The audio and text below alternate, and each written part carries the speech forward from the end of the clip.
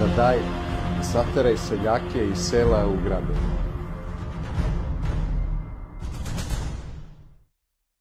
In 1929, Stalin implemented a policy known as collectivization.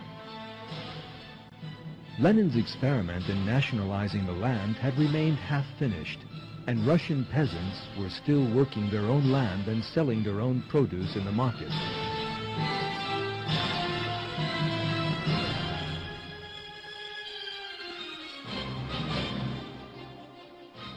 By means of collectivization, Stalin meant to complete Lenin's initiative and to take away all the peasants' lands and produce in the name of the state.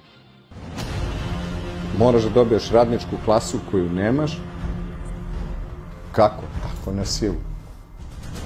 Onda daj, sateraj seljake iz sela u gradove. In 1930, peasants' produce began to be collected up.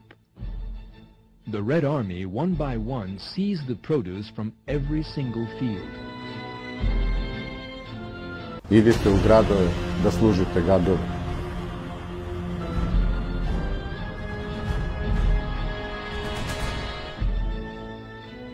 Some peasants managed to hide their goods rather than give them up. But Communist Party officials searched every nook and cranny, eventually discovering the hiding places.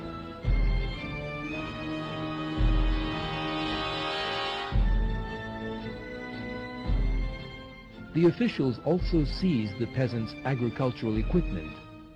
The peasants were left with nothing to eat and nothing to work the soil with.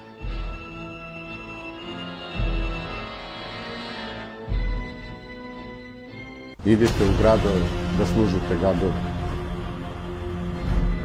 Eventually, that catastrophe that Lenin had described as the most useful for communism raised its head again: famine.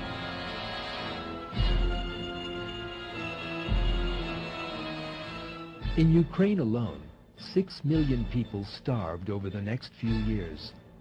2 million died in Kazakhstan, and 1 million in northern Caucasus. Children reduced to skin and bone died in agony. Idite u gradove da služite gadove. Do you know a lot of New Yorkers who keep talking about the fact that they want to leave but never do? And I said, oh yes. And he said, why do you think they don't leave?